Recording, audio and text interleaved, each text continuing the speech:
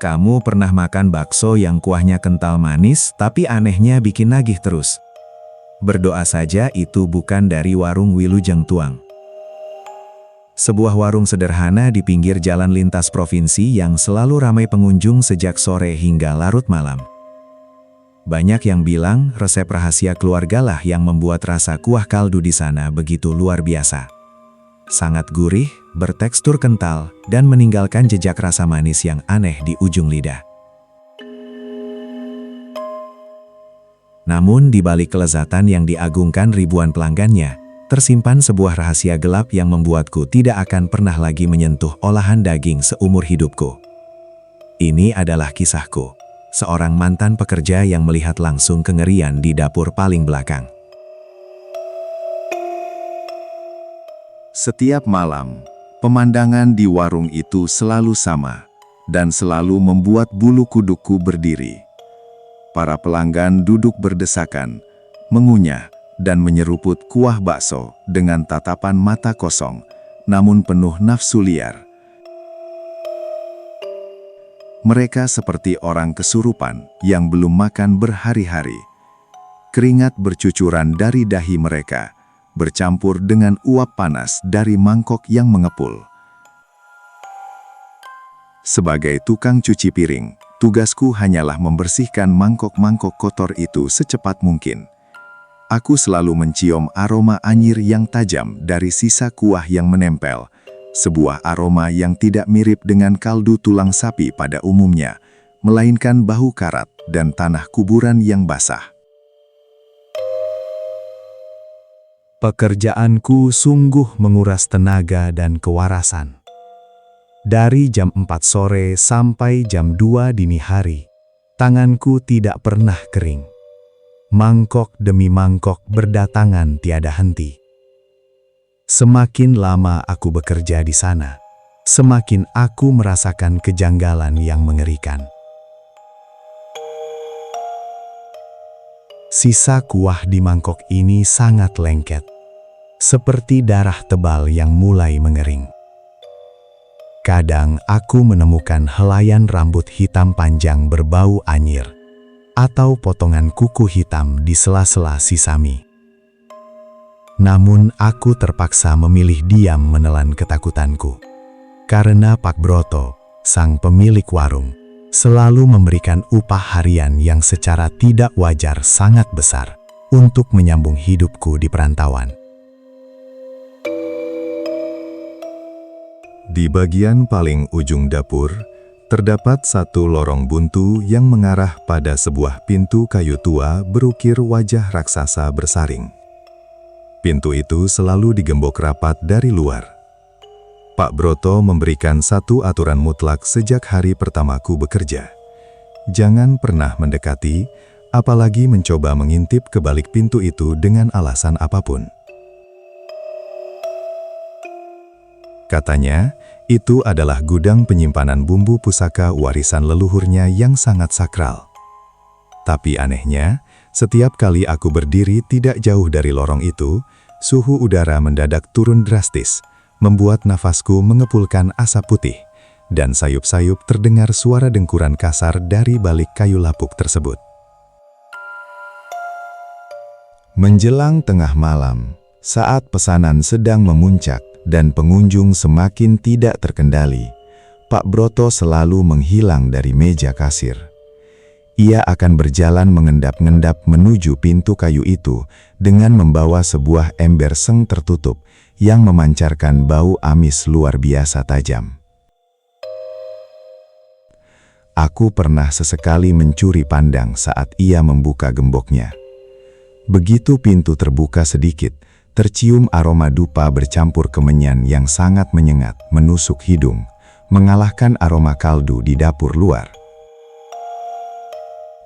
Pak Broto akan masuk dan mengunci dirinya di dalam sana selama berjam-jam, meninggalkan misteri yang membuat bulu kuduku terus meremang sepanjang malam. Malam itu, nasib buruk seolah memaksaku untuk membongkar semuanya. Hujan badai turun sangat deras, disertai kilatan petir yang menyambar-nyambar. Warung terpaksa ditutup lebih awal karena genangan air kotor mulai menutupi jalanan. Seluruh karyawan lain berlari pulang, menyisakan aku sendirian yang harus menyelesaikan tumpukan cucian panci-panci raksasa penuh kerak kaldu.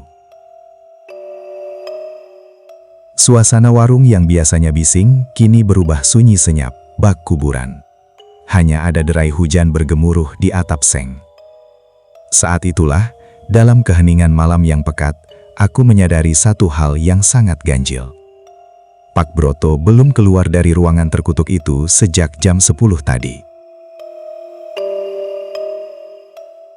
Tiba-tiba, suara gemericik air cucianku tertutup oleh suara lain yang membekukan aliran darahku. Suara yang berasal dari lorong pintu kayu tua itu. Bukan sekedar suara dengkuran kasar seperti biasanya, melainkan suara rintihan tertahan yang amat memilukan, diikuti bunyi mengerikan dari sesuatu yang keras dipatahkan secara paksa. Bunyi tulang pecah itu menggema di dinding batu bata yang sempit, membuat sekujur tubuhku kaku tak bisa bergerak. Logikaku berteriak histeris menyuruhku berlari keluar menembus badai, namun rasa penasaran jahat yang teramat fatal menahan kakiku, memaksaku melangkah tertatih mendekati sumber suara tersebut. Dengan lutut bergetar hebat dan napas yang kutahan sekuat tenaga, aku merayap menembus hawa dingin yang menusuk tulang di lorong itu. Aroma busuk bangkai yang ditinggalkan berhari-hari langsung menyerang paru-paruku, membuat perutku melilit, hampir memuntahkan isinya di tempat. Aku menunduk perlahan, memberanikan diri menempelkan wajahku yang berkeringat dingin ke celah lubang kunci berkarat. Celah itu memancarkan cahaya merah temaram yang bergetar dari dalam. Apa yang kulihat di detik itu adalah awal dari trauma permanen, mimpi buruk tanpa akhir yang akan menghantuiku. Aku melihat asal-usul dari lezatnya kuah bakso Wilujeng Tuang. Ruangan itu sama sekali bukanlah gudang bumbu seperti yang diceritakan. Itu adalah sebuah bilik pemujaan iblis yang sangat menjijikkan dan pengap. Di tengah hamparan lantai tanah, terdapat gundukan menyerupai makam tua yang baru saja digali paksa, dikelilingi oleh puluhan lilin merah yang meleleh, dan sesajen berupa daging mentah berbelatung. Asap kemenyan berputar-putar di udara seperti roh-roh yang disiksa.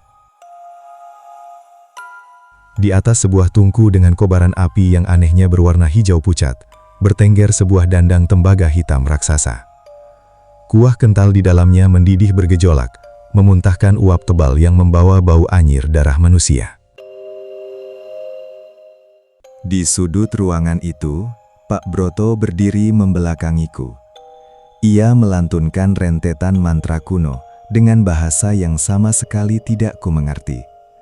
Suaranya serak, berat, dan bergetar, seakan ada dua makhluk yang berbicara dari tenggorokannya. Tangannya kemudian merogoh pelan ke dalam sebuah bungkusan kain kafan lusuh yang penuh bercak tanah kuning basah. Jantungku serasa berhenti berdetak saat melihat apa yang ia angkat tinggi-tinggi. Itu bukan sekumpulan tulang iga sapi. Itu adalah kerangka bagian dada milik manusia utuh yang masih diliputi sisa-sisa daging membusuk dan menghitam. Tanpa keraguan, Pak Broto menjatuhkan tulang belulang mayat itu ke dalam kuah bakso. Begitu tulang manusia itu tenggelam, kuah kental di dalam dandang langsung berbuih hebat, meletup-letup, menyipratkan cairan lengket berwarna merah kehitaman ke segala arah. Dari kepulan asap tebal di atas tungku, perlahan terbentuk wujud fisik sebuah makhluk raksasa gaib yang luar biasa mengerikan. Makhluk itu memiliki postur bungkuk berbulu lebat seperti kera purba, dengan sepasang mata sebesar kepalan tangan yang menyala merah memancarkan hawa pembunuhan. Makhluk iblis pesugihan itulah yang memuntahkan lendir dan menjilati kaldu mendidih tersebut. Air liurnya yang bercampur kaldu mayat itulah yang memberi rasa manis gurih hipnotis hingga membuat pelanggan ketagihan. Seolah menyadari ada aura manusia lain yang mengintai, lantunan mantra Pak Broto mendadak berhenti total. Pria tua yang kesurupan itu perlahan memutar lehernya patah-patah menoleh ke arah pintu kayu. Sepasang bola matanya yang kini berubah menjadi hitam kelam seutuhnya menatap lurus menembus lubang kunci, tepat mengunci pandanganku yang gemetar. Ia menyeringai sangat lebar hingga kulit wajahnya seperti robek, memamerkan deretan gigi kotor meruncing. Darah di nadiku seakan membeku seketika. Aku sadar sepenuhnya, jika aku tertangkap basah detik ini juga, nyawaku dan tulang belulangku akan menjadi pelengkap bumbu kuah bakso untuk esok hari. Didorong oleh insting bertahan hidup yang memuncak, aku bangkit meronta dan berlari sekuat tenaga. Aku menerjang kasar pintu keluar dapur belakang, membiarkan tubuhku diguyur hujan badai yang membekukan tulang. Aku berlari menembus malam tanpa alas kaki, melewati jalanan beraspal yang sepi dan hancur, tidak peduli telapak kakiku robek tergores tajamnya bebatuan. Sayup-sayup dari kejauhan, menyusup di antara gemuruh petir malam itu, aku masih bisa mendengar suara tawa melengkeng Pak Broto yang seolah menggema dari dalam kepalaku sendiri. Aku terus berlari buta tanpa berani menoleh ke belakang, melarikan diri sejauh mungkin dari neraka pesugihan itu.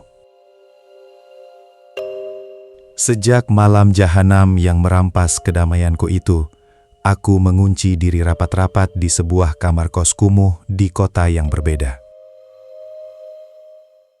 Setiap kali aku mencoba memejamkan mata walau sedetik, bayangan tulang belulang manusia membusuk yang dicelupkan ke dalam kuah mendidih itu selalu kembali menerkam isi kepalaku. Aku tidak bisa lagi mencium aroma kaldu daging jenis apapun tanpa memuntahkan isi perutku. Rahasia pesugihan Pak Broto telah merusak sistem kewarasanku hingga hancur berkeping-keping.